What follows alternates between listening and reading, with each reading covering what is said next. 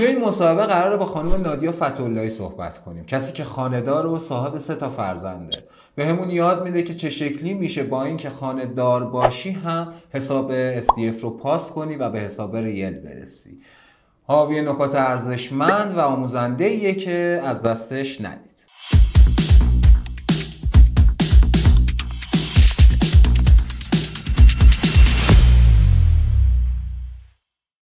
سلام مجدد میکنم خدمت خانم فتح‌اللهی هستیم، معامله گری که به حساب ریل رسیده و پراپ ما رو پاس کرده. اکانتتون $25,000 بود، درسته؟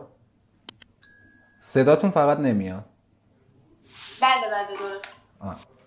خب یه معرفی دارید از خودتون؟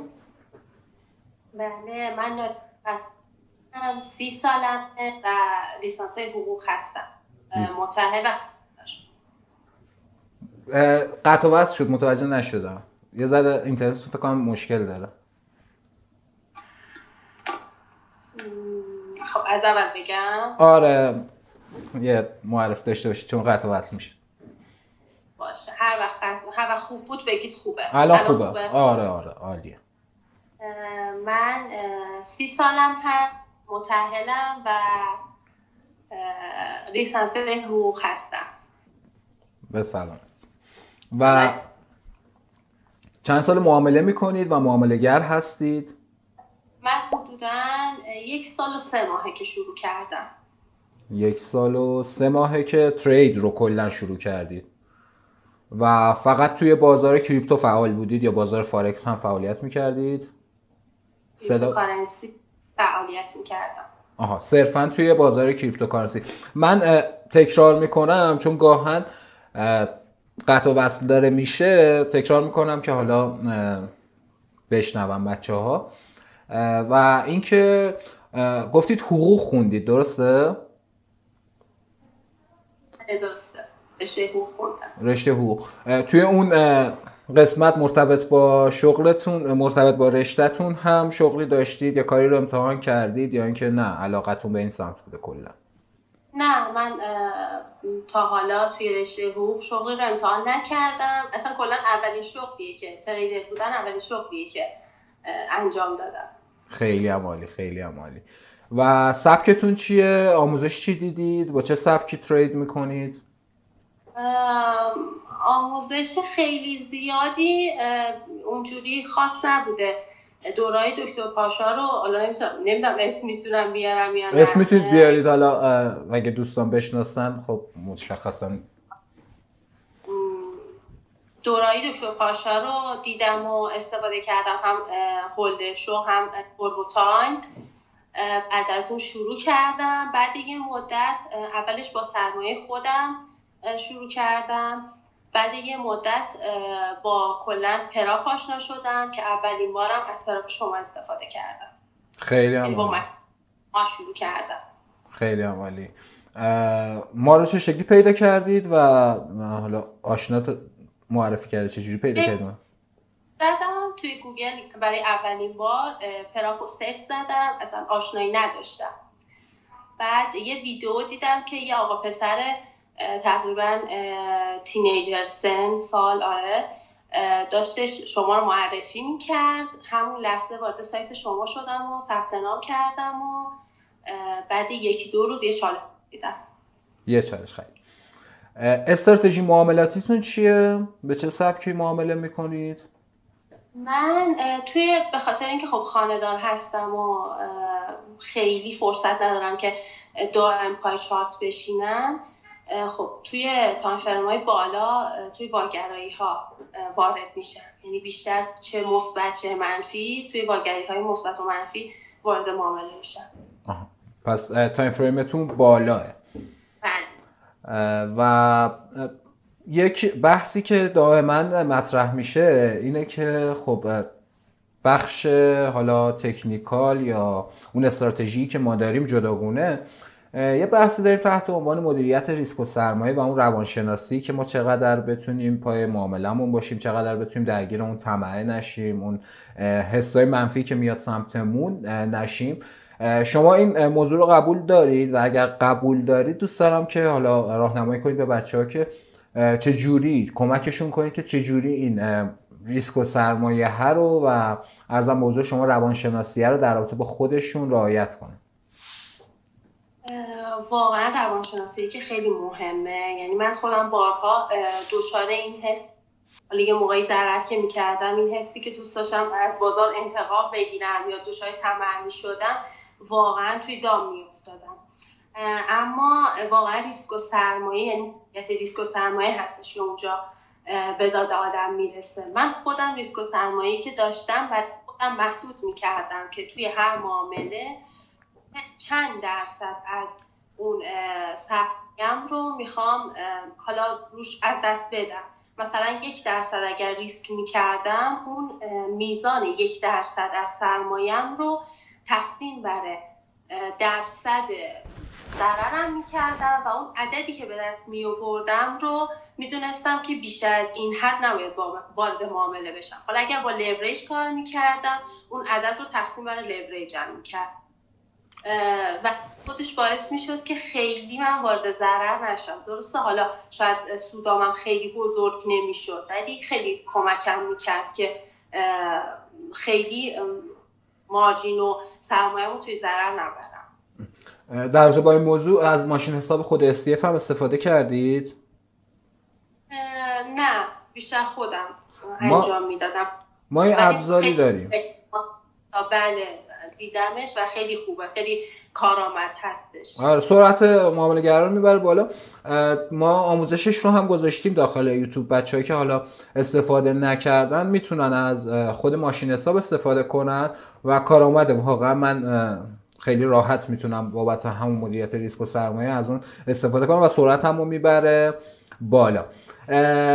یه سوالی که در رابطه با شما هستش، حالا شما مورد خاص حساب میشید دیگه، ما کمتر داریم خانم هایی که حالا خانه‌دار باشن و بتونن به این موفقیت برسن. پیشنهادتون به خانم های خانه‌دار دیگه چیه؟ اینکه این مسیر رو شروع بکنن، چقدر همواره این مسیر و آیا همه میتونن این کار رو انجام بدن؟ بله، خیلی خانه‌داری خب شغل خیلی پرمشغله و پرمسئولیتیه.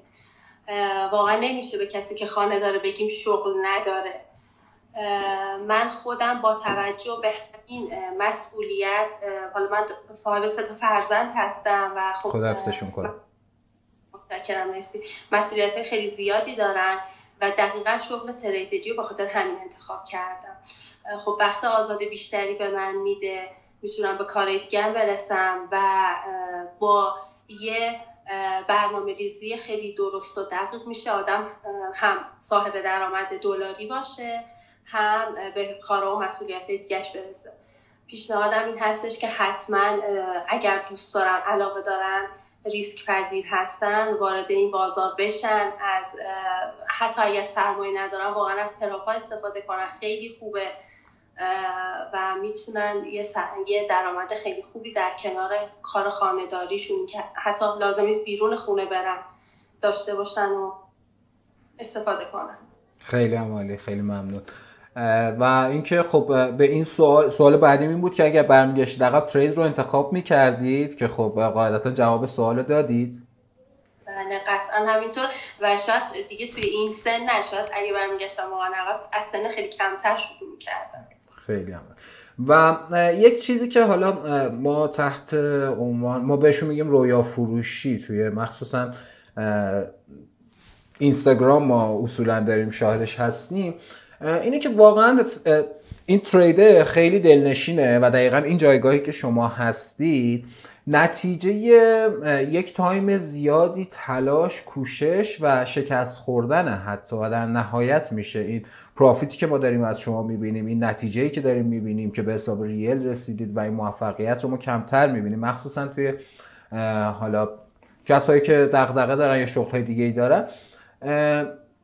این شکست ها رو هم اگر توضیح بدید عالی میشه. یعنی اینکه ما نریم سراغ این که نه خب شما خانم خانه‌داری میتونی این کار رو انجام بدی. یک مسیریه که تلاش نیاز داره، کوشش نیاز داره، شناخت خودتون رو نیاز داره و در نهایت این موفقیت حاصل میشه. اگر تجربه شکستی داشتید ممنون میشم. بله قطعا همینطور شکست خیلی زیاد بوده، مخصوصا اوایلش که با سرمایه خودم وارد شده بودم، یعنی تمام سرمایه از دست رفت و خب شکست‌های پی در پی داشتم تا یاد بگیرم اصلا مگه میشه کسی وارد موفقیت بشه ولی خب شکست رو نچشیده باشه. ولی خب پیش خودم گفتم که نه، باید هم یاد بگیرم هم صبوری داشته باشم. نمیگم خیلی یا آسونه یا خیلی سخته که از پسش بر نمیام. من اول که با پراپو شما آشنا شدم گفتم خیلی سخته، اصلا امکان نداره با همچین قوانین سختگیرانه آدم بتونه ترید کنه. اما واقعا بعد از یه مدت متوجه شدم که نه، میشه. واقعا اگر تلاش بکنیم، اگر صبوری بکنیم، اگر دقت بکنیم، واقعا میشه، شدنیه. خیلی عالی، خیلی عالی. چندین بار توی حالا هست دیگه حسابم شما دیدین تا حالا چندین بار به 10% سود باید برسیم دیگه، به 9.3 رسیدم، دوباره مثلا باز برگشتم عقب، دوباره باز رفته ضررش بیشتر شده. اما خب باید علاقه هم داشته باشیم و اینکه پا پس نکشیم، فقط همین میتونم بگم. خیلی عالی، خیلی عالی. مرسی ازتون، نکات واقعا ارزشمندی رو گفتید. و یک سوال کلیشه‌ای ازتون بپرسم، موقع پاس کردن چالش چه حسی داشتید؟ موقعی که پاس شد؟ آره. خیلی خوشحال شدم، واقعا خوشحال شدم.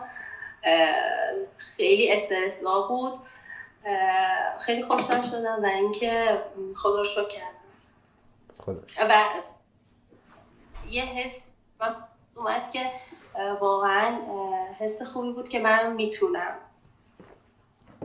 دقیقا نتیجه مدت خیلی کمی هست که من شروع کردم، یعنی فکر میکنم 1 سال و 3 ماه برای یه تریدر خیلی کم هستش.